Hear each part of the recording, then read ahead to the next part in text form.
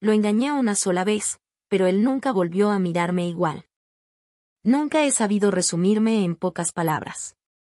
A veces pienso que si alguien me preguntara quién eres, necesitaría una tarde entera para responder. Pero intentaré no hacer esto tan largo. Me llamo Susana, tengo 32 años y, desde siempre, he sido una mujer que se enamora con la cabeza más que con el corazón. O al menos eso creía. Soy publicista. Trabajo en una agencia en el centro de la ciudad, donde todos parecen vivir para sus carreras y nadie se detiene demasiado tiempo en los sentimientos. Crecí entre dos mundos, el mundo de mi madre, sensible, emocional y muy religiosa, y el de mi padre, calculador, práctico y escéptico. Me enseñaron a tener los pies en la tierra y el corazón bien custodiado. Así aprendí a protegerme, a evitar involucrarme demasiado rápido, a medirlo todo antes de entregarme. Pero incluso la gente metódica comete errores. No soy la mujer más social. No me gustan los bares llenos de ruido ni las conversaciones banales. Prefiero los cafés tranquilos, las miradas largas, las palabras que pesan. Y sin embargo, muchas veces fingí todo lo contrario solo para encajar. Para no parecer demasiado seria. Para no quedarme sola. Creo que por eso, cuando conocí a Esteban, supe que algo distinto estaba por empezar. No porque me llenara de mariposas el estómago, ni porque fuera exactamente mi tipo, sino porque, por primera vez en años, me sentí desafiada. En alerta. Vi algo en el que no encajaba del todo y, en lugar de alejarme, me acerqué. A veces, el corazón reconoce el peligro y aún así decide quedarse. Como si supiera que ahí, justo ahí, se esconde algo que va a cambiarte para siempre. Lo conocí en una reunión editorial, aunque ni él ni yo trabajábamos en ese sector. Fue un cruce fortuito. Una amiga mía, Flor, era editora en una revista cultural y me pidió que la acompañara a una cena informal que organizaron para celebrar una nueva publicación. Fui sin muchas ganas, con ese aire medio cínico que uno lleva cuando no espera nada especial. Esteban estaba ahí porque su primo era uno de los diseñadores de la revista. Apenas lo vi, pensé, no es para mí. Tenía ese aire misterioso que parece encantador al principio pero que después, si no sabe sostenerlo, se vuelve agotador. Llevaba una camisa blanca mal abotonada, como si se la hubiese puesto deprisa. Tenía el cabello algo largo, descuidado. Sus ojos eran oscuros, pero más que el color me llamó la atención la forma en que te miraba, como si pensara mucho antes de emitir un juicio, como si estuviera analizando cada palabra, cada gesto. Flor se encargó de presentarnos, aunque no parecía muy interesada en que habláramos demasiado. Era de esas personas que quieren a todos sus amigos en círculos separados. Pero Esteban y yo, como si tuviéramos un código en común, empezamos a conversar sobre libros, sobre política, sobre cine, sobre todo lo que los demás en esa cena evitaban para mantener la atmósfera ligera. Me sorprendió su tono. No buscaba impresionarme. Era ácido, irónico, incluso incómodo por momentos. Hablaba como si no necesitara caerle bien a nadie. Eso, para alguien como yo, que siempre busca tener el control de la imagen que da, fue desconcertante. Y atractivo. Después de esa noche, no lo vi durante semanas. No intercambiamos teléfonos ni redes sociales. Pero me quedé pensando en él. Me pregunté si él también habría pensado en mí. Me lo imaginé en su casa, leyendo, escribiendo, descubrí después que era guionista freelance, tal vez repasando mentalmente nuestros breves diálogos. Fue él quien apareció meses más tarde. Me escribió por Instagram. Había buscado mi perfil a través de la cuenta de Flor. Me saludó con una frase que no voy a olvidar: no sos tan simpática como aparentás, y eso me gustó. Me reí. Y le contesté. Y así empezó todo. No con fuegos artificiales, sino con un mensaje que parecía una provocación. Con una tensión rara. Como si ambos supiéramos que entre nosotros las cosas no serían simples, pero igual queríamos jugar. Esteban era de esos hombres que no hacen planes, que se mueven con una lógica propia. Me llevaba la contraria en todo. Nunca me decía lo que yo quería escuchar, y sin embargo, no podía dejar de hablarle. Empezamos a vernos en cafés de barrio, en salas de cine con películas raras que solo él conocía. Me enseñó a mirar el mundo desde su caos. Y yo, sin darme cuenta, empecé a desordenarme con él. Decir que nos enamoramos sería simplificar demasiado lo que pasó entre Esteban y yo. No hubo una sola chispa, ni un día específico donde dijéramos esto es. Más bien fue una secuencia de decisiones pequeñas, casi imperceptibles, que nos fueron acercando de una manera que a mí, tan estructurada, me confundía y fascinaba a la vez. Al principio nos veíamos una vez por semana. Después 2. Y pronto, sin hablarlo demasiado, nuestras rutinas empezaron a entrelazarse. Me daba cuenta porque tenía su cepillo de dientes en mi baño, porque el cajón de mi mesa de noche empezó a llenarse de libros suyos. A él le gustaba dormirse con una lámpara encendida, a mí no. Discutíamos por eso.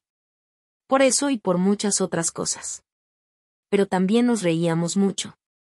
Tenía un humor ácido, filoso, que a veces me hería y a veces me salvaba del peso del día. Yo era más diplomática, pero aprendí a devolverle los comentarios con una sonrisa cargada de ironía. Nos gustaba ese juego. Pasamos muchos fines de semana explorando lugares escondidos de la ciudad, cafés con mesas de madera que crujían al moverlas, bares con luces rojas tenues donde el tiempo parecía diluirse.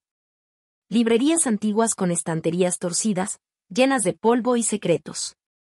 A Esteban le gustaban los lugares con historia, los rincones donde la gente no miraba mucho, donde él podía ser él mismo. Me llevó a un cineclub una noche lluviosa, vimos una película japonesa sin subtítulos, y aunque no entendí ni una palabra, recuerdo que fue una de las noches más intensas que compartimos. Me tomó la mano como si ese gesto no le costara. Como si no fuera él mismo quien siempre evitaba las demostraciones de afecto. Mis amigas no sabían qué pensar de él. A algunas les parecía interesante, a otras les caía mal. Es raro, decía una. ¿Y tú estás segura de que te quiere?, preguntaba otra. Yo no sabía qué responder. Nunca me decía cosas cursis, nunca hablaba del futuro. Pero estaba ahí. Y yo también. A veces eso era suficiente. La primera vez que me dijo te quiero fue en voz baja, casi como si se le escapara. Estábamos en su departamento, en su sofá pequeño, él tenía fiebre y yo le ponía un paño húmedo en la frente. Lo dijo mirando hacia otro lado. Yo me quedé quieta, como si se hubiese roto algo en el aire. Y respondí yo también, sin mirarlo, para que no sintiera que lo había arrinconado. Esteban tenía cicatrices. No las contaba, pero se notaban en su manera de evitar compromisos, de cerrar conversaciones importantes con un chiste o con silencio. Yo empecé a intuir que detrás de su forma de amar había miedo. Y en lugar de huir, me sentí responsable. Como si fuera mi tarea convencerlo de que el amor no era una trampa. Lo elegí. Con todo y sus manías. Con todo y su dolor. Después de casi 2 años de relación, surgió la idea de mudarnos juntos. No fue una propuesta romántica, de esas que uno recuerda con ternura. Fue algo práctico. Su arrendador iba a subirle el alquiler, y yo ya estaba harta de pagar renta en un estudio oscuro. Me pareció lógico que uniéramos fuerzas. Ya nos pasábamos más tiempo juntos que separados. Pero, dentro de mí, había una ilusión más grande que no dije en voz alta. Yo quería que fuera un paso hacia algo más serio. Hacia un compromiso más formal. Hacia una boda, tal vez. No lo decía, porque temía su reacción. Pero en silencio, esperaba que compartir un techo despertara en él las ganas de dar ese salto. Rentamos un departamento de 2 habitaciones en una colonia tranquila. Estaba lleno de luz, con ventanales enormes y piso de madera desgastada. Lo pintamos juntos. Discutimos por los colores. Yo quería tonos claros, él prefería algo más sobrio. Al final elegimos un gris suave. Acordamos repartirnos los gastos, y Esteban insistió en que cada uno conservara su independencia económica. Por si algo sale mal, dijo, con una media sonrisa que no supe cómo interpretar. El proceso de adaptación fue complejo. Él era desordenado, dejaba los platos sucios en el fregadero, usaba mis productos del baño sin pedirme permiso. Yo tenía rutinas fijas. Los domingos me gustaba limpiar la casa al ritmo de música de los años 80, y a él le molestaba el ruido temprano. Nos ajustamos, poco a poco, pero nunca sin fricción. Y, lo más importante, nunca hablamos de matrimonio. Una noche lo insinué, después de cenar. No lo hice directamente. Comenté que 2 colegas de la agencia estaban comprometidos, y que me parecía hermoso cuando las parejas decidían construir una vida con un símbolo. Esteban se quedó en silencio. Luego me miró y dijo, ¿y para qué complicar lo que ya funciona? Me dolió más de lo que quise admitir. Fingí que no pasaba nada. Que era solo una diferencia de perspectiva. Pero algo dentro de mí se quebró esa noche. A partir de entonces, empecé a ver el anillo ausente como una herida abierta. Una especie de señal de que yo lo amaba más que él a mí. No era solo por el símbolo. Era por todo lo que representaba, el compromiso, la promesa, la voluntad de construir algo más allá de lo inmediato. Pero Esteban no creía en promesas. Decía que eran trampas, contratos sociales vacíos. Que lo importante era el presente, no un papel firmado. Y yo, que siempre me había sentido orgullosa de mi mente racional, empecé a sentirme ridícula por querer lo que él no quería. Y así fue como, sin decirlo, sin discutirlo abiertamente, se instaló entre nosotros una distancia silenciosa. Yo no lo culpaba. Pero me sentía menos. Como si su negativa a casarse fuera una forma sutil de decirme no eres suficiente. Lo seguía amando, pero algo se había torcido. Y empecé a guardarme lo que sentía. A fingir que todo estaba bien. A convertirme en esa mujer que sonríe por fuera y sangra por dentro. Y eso fue el principio de lo que vendría. Hay silencios que se vuelven habitaciones. Estancias invisibles donde uno habita con los pensamientos que no dice, con las heridas que no se muestran. Yo viví allí mucho tiempo. Después de la conversación en la que Esteban dejó claro que no creía en el matrimonio, empecé a vivir con una grieta en el pecho.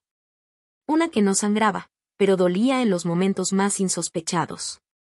Como cuando pasábamos por alguna iglesia y veía a una pareja salir recién casada, con arroz en el cabello y los ojos brillantes. O cuando alguien me preguntaba para cuándo la boda, y yo sonreía torcido, diciendo no está en nuestros planes aunque en realidad sí estaba en los míos. Me dolía que no quisiera casarse. No porque necesitara una boda de ensueño o una fiesta con 1000 invitados, sino porque sentía que esa negativa era un reflejo de algo más profundo, un límite. Una pared emocional que no podía cruzar. Intenté racionalizarlo. Pensar que el compromiso no dependía de un anillo ni de un juez. Me repetía eso como un mantra. Pero al mismo tiempo me preguntaba por qué, si él realmente me amaba, no podía simplemente decir que sí. Ese resentimiento, que empezó siendo apenas una incomodidad, se fue transformando. Lo disfrazaba bien. Cocinaba, reía, hacíamos planes de vacaciones. Pero dentro de mí había algo tenso. Como si, por mucho que me esforzara, él siempre me mantuviera a medio camino. Me sentía elegida, pero no del todo. Como si yo fuera suficiente para vivir juntos, para compartir días, para desvestirnos y dormir abrazados, pero no lo suficiente para decir sí, contigo quiero envejecer. Con el tiempo, ese pensamiento me cambió. Me hizo desconfiar, compararme con otras mujeres, cuestionar mi propio valor. ¿Será que no soy la indicada? ¿Será que está esperando a alguien mejor? Cada vez que lo veía distante, cuando se perdía en sus pensamientos, cuando salía a caminar sin avisar, mi mente tejía historias. No tenía pruebas. Pero mi inseguridad se volvió su sombra. Nunca se lo dije. Jamás le confesé que lloré sola algunas noches, en la ducha, porque sentía que me amaba a su manera, sí, pero no de la forma en que yo necesitaba ser amada. Y como no lo decía, empecé a buscar alivio en otras cosas. Me volví más presente en redes sociales. Me arreglaba más para salir sola. Me reencontré con amigas del pasado. Necesitaba sentirme vista. Deseada. Elegida, aunque fuera por otros ojos. Fue en esa época cuando conocí a Leo. Sí, este no es el momento de hablar de él aún, pero su sombra se dibujó justo en este punto de mi historia. Esteban no cambió. Seguía siendo él. Con sus mismos gestos. Sus mismos silencios. Sus mismos ojos que no sabían mentir pero tampoco sabían prometer. Yo, en cambio, ya era otra. Leo apareció en mi vida de la forma más simple y casual posible, en una reunión del trabajo. No trabajaba directamente conmigo, pero había sido contratado como consultor externo para un proyecto de diseño gráfico. La primera vez que hablamos fue por un error en una entrega. Me llamó por teléfono y, en lugar de lanzarse al problema, me hizo reír. Así de sencillo. Me reí. Era encantador sin esfuerzo. No forzaba su carisma, no parecía querer impresionar. Tenía algo accesible. Como si no esperara nada, y eso, para alguien como yo, cansada de esperar que alguien me eligiera por completo, fue un respiro. Empezamos a coincidir en cafés dentro del edificio, en pasillos, en juntas pequeñas. Me escuchaba de una forma que hacía tiempo no sentía. Cuando hablaba, él me miraba a los ojos sin desviar la atención. Se interesaba por lo que decía. Me hacía preguntas. Me devolvía la mirada como si mis ideas fueran valiosas. No fue un romance fulminante ni un coqueteo descarado. Fue una conexión suave. Peligrosamente suave. Una tarde, al salir de una reunión, él me invitó a tomar un café porque quería conocer mejor mi estilo de trabajo. Acepté. Nos sentamos en un lugar pequeño, cerca de la oficina. Hablamos de todo, menos de trabajo. Hablamos de música, de películas, de la infancia. Me hizo sentir como si me viera de nuevo. Y en un momento, sin decir nada, me tocó la mano. Fue un gesto breve. Apenas unos segundos. Pero mi corazón reaccionó como si me hubieran encendido una alarma interna. Volví a casa esa noche y Esteban estaba en la cocina, cortando zanahorias en silencio. Le sonreí como si todo estuviera bien. Como si yo no hubiera sentido algo por otro hombre. Como si no me estuviera derrumbando por dentro. Pasaron semanas antes de que algo más ocurriera. Lo juro. Luché conmigo misma. Me decía, no lo arruines, no pongas en riesgo todo lo que construiste. Pero dentro de mí ya había un deseo. Y no era solo físico. Era emocional. Quería sentirme vista. Elegida. Quería que alguien me dijera, sin miedo, sí, eres tú. La noche en que todo pasó fue un jueves. Esteban estaba en un congreso en otra ciudad. Me escribió para avisar que había llegado bien. Yo estaba sola. Leo me envió un mensaje, preguntando si podía pasar por mi departamento para mostrarme unos cambios en el proyecto. Dije que sí. Pensé que podría manejarlo. Que todo seguiría siendo profesional. No lo fue. Fue una sola vez. Una única vez. Un error. Un impulso. Un acto que nació de la herida, no del amor. Después de eso, no volví a ver a Leo en persona. Lo evité. Me odié. Me prometí que no diría nada, que sería un secreto que me llevaría a la tumba. Pero dentro de mí algo se quebró. Me volví más callada. Más distante. Más insegura. Esteban lo notó. Y aunque no supo exactamente qué había pasado, lo presentía. Lo sentía en mi manera de evitar su mirada, en mis respuestas cortas, en el abrazo que ya no tenía fuerza. Y así fue como empecé a vivir con el peso de la culpa. Con el miedo de que me descubriera. Con la certeza de que había puesto en riesgo lo único que me quedaba. Porque sí, solo lo engañé una vez. Pasaron semanas en las que fingimos seguir juntos, aunque el silencio era cada vez más evidente. Yo intentaba hacérmela fuerte, sonreír como si nada, pero Esteban ya no era el mismo. Su mirada se había vuelto distante, su cariño, mecánico. Y yo lo sabía, lo presentía desde el fondo. Hasta que un día volvió temprano a casa. Sin decir palabra, dejó un sobre la mesa y empezó a guardar sus cosas. Adentro del sobre estaban los mensajes, las pruebas de lo que hice. No me gritó. No me pidió explicaciones. Solo dijo que no podía quedarse, que el daño estaba hecho, que ya no confiaba en mí. Le rogué. Lloré. Me arrodillé frente a él como última muestra de arrepentimiento. Pero ya era tarde. Esteban se fue. Sin odio. Sin escándalos. Solo con decepción. Y así me quedé. Sola. Con mi culpa. Porque lo engañé una sola vez, pero eso bastó para que nunca volviera a mirarme igual.